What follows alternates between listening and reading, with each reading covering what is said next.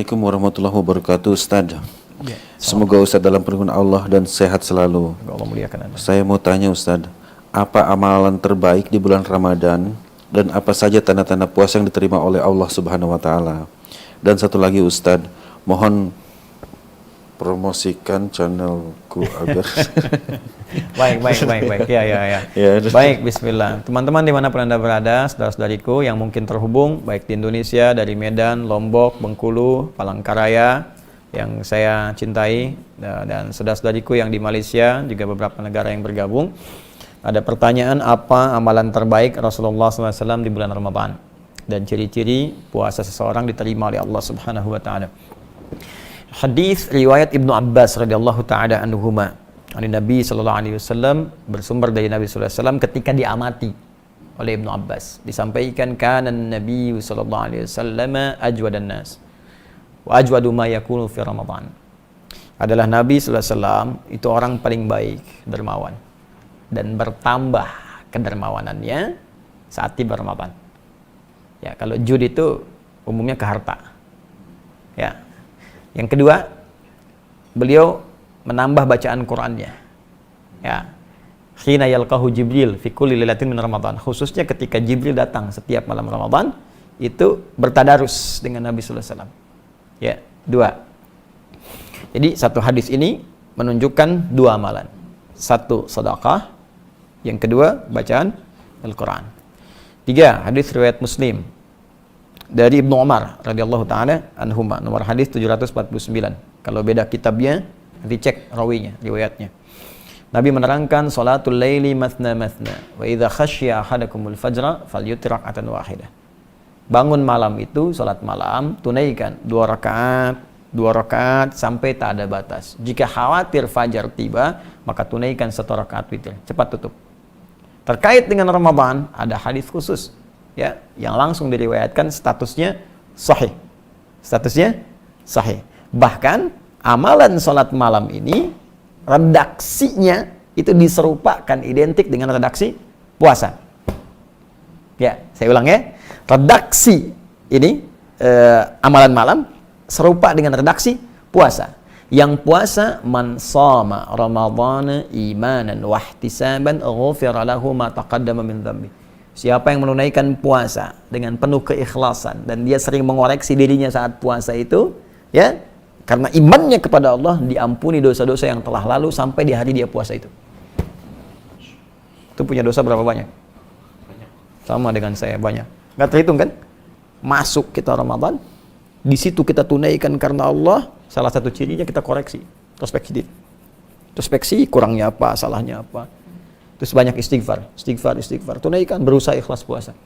Begitu kita mengingat dosa, istighfar, jatuh air mata kita, ampunan diturunkan oleh Allah sampai hari itu. Kalau antum meninggal pas di hari itu, dosa udah gugur, dapat langsung pahala puasa. Dosa 0, pahala muncul. Mau? Insya Allah hari pertama langsung meninggal. Kalau tiba ajal, kalau tidak ya belum tentu. Ya, nah kalau puasa siang malam, siang, nggak ada puasa malam. Ya. Awas, ini penting saya katakan. Tsumma atimmus siyama ilal lail. Al-Baqarah 187. Sempurnakan puasa itu sampai ila muqaddimatil lail. Pembuka malam. Pembuka malam itu maghrib. Kalau sudah masuk malamnya namanya isya. Nah, awas, ini penting saya sampaikan karena ada yang terlampau soleh puasa sampai isya. ada satu sekte itu puasa sampai isya, itu terlampau soleh. Nabi aja buka maghrib, dia Nabi bukan puasa sampai isya. Ya. Nah, jadi karena puasa siang, yang kedua ada amalan malam. Redaksinya sama persis dengan yang tadi, cuman berubah wujud amalannya. Ya, apa amalannya? Man qoma Ramadhana imanan wa ihtisaban ghufira lahu ma taqaddama min dhanbi. Puasa siang, ente diampuni siangnya. Apakah langsung seketika peluang dosa hilang? Belum tentu, karena setannya pun tidak berhenti sebelum Anda meninggal. Gitu. Boleh jadi siangnya diampuni, sampai maghrib tuh, diampuni dosa. Habis maghrib, keluar gibah.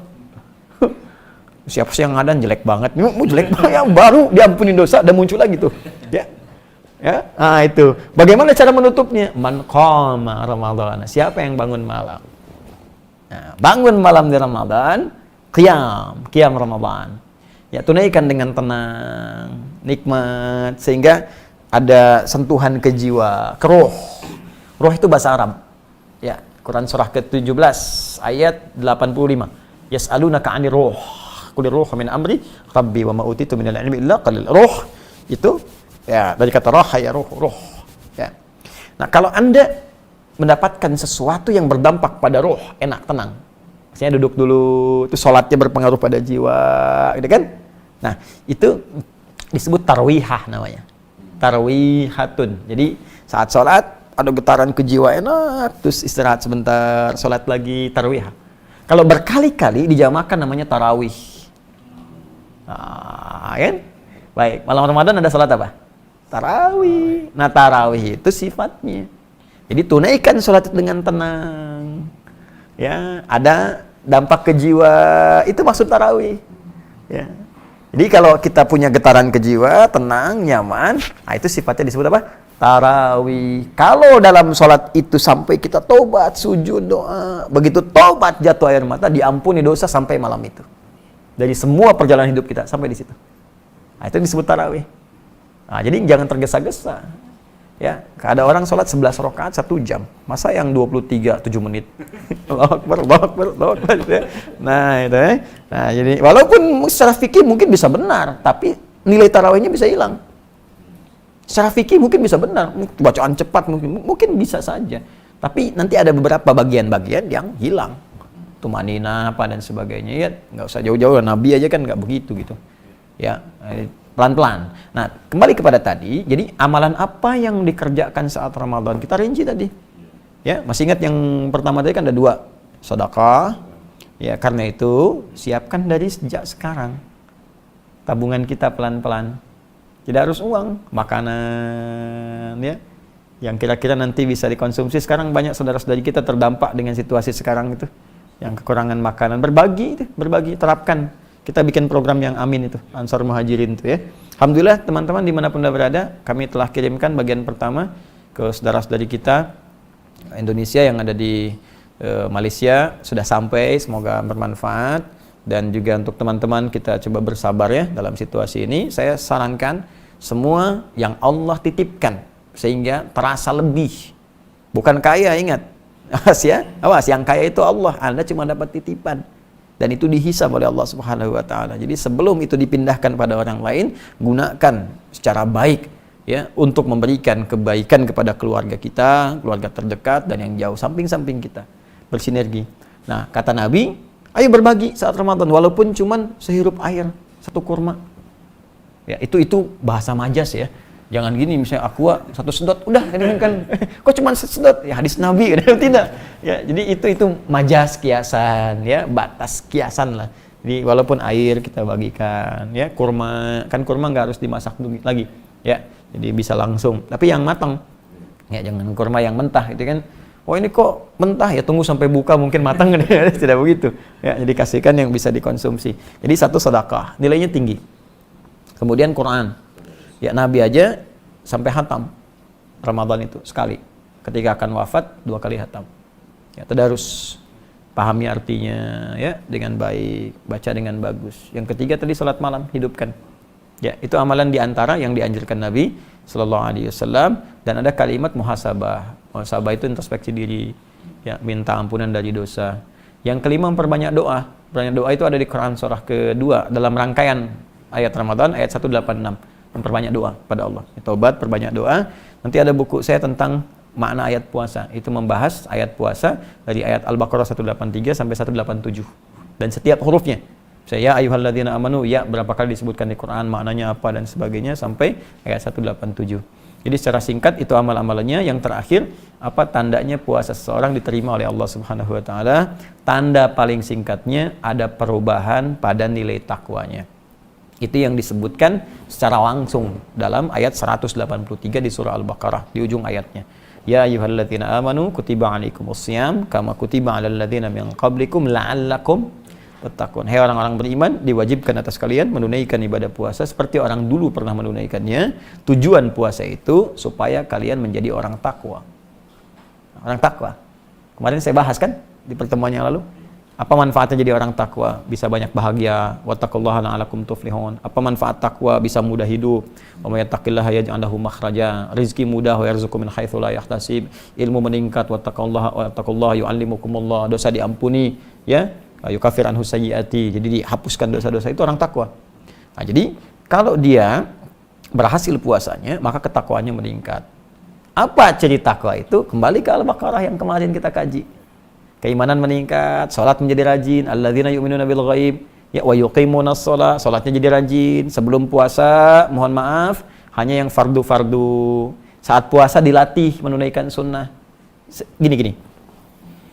Anda makan tiap hari pakai kerupuk selama sebulan. Selesai. April selesai, kerupuk sampai 30 hari. Bulan Mei pertama kali makanan saya hidangkan, cuman kerupuknya saya nggak kasih. Kira-kira komen pertama apa? Mana kerupuknya? Ada kerinduan kan? Sekarang selama 30 hari, Anda mengamalkan ini. Malam sholat malam, 30 hari terus. Baca Quran. Jadi menurut saya aneh kalau selesai Ramadan, nggak ada yang rindu dengan amalan itu. Pasti akan ketahuan. Makanya puasa itu luar biasa. Dahsyat puasa itu. Puasa itu sangat dianjurkan oleh para ulama melihat pada asarnya, dampaknya. Di puasa itu satu-satunya amalan yang bisa menggabungkan amalan-amalan lain sekaligus mencegah orang berbuat dosa saat puasa. Ya. Coba saat tidak puasa ada orang minta belum tentu diberi padahal depan mata. Saat puasa jangankan di depan mata, yang tak kelihatan di data. Berapa fakirnya di sini? Berapa miskinnya? Pengen sedekah, fitrah. Saat tidak puasa, jangankan sholat sunnah, sholat fardu tertinggal masih biasa bagi sementara orang. Saat puasa, jangankan sholat fardu tertinggal sunnah, gelisah. Betapa banyak ibu-ibu, mak-mak dulu dan sekarang rebutan saf pertama untuk tarawih sampai nyimpan sejadah, ya, mengkapling tempat dengan sejadah untuk tarawih, bukan isanya. Ya, punten abi di dieunya itu untuk tarawih tuh. Ya. Apa hukum tarawih? Sunnah kan? Tuh. Tapi berdampak nggak setelah itu? Ya. Dan puasa itu bisa mencegah orang maksiat. Orang korupsi bisa libur dulu puasa. Pencuri nggak nyuri dulu. Ya. Pembohong nggak bohong dulu. Karena ada dorongan dalam jiwanya, takut batal minimal puasanya. Setelah puasa, hilanglah kebiasaan buruknya itu.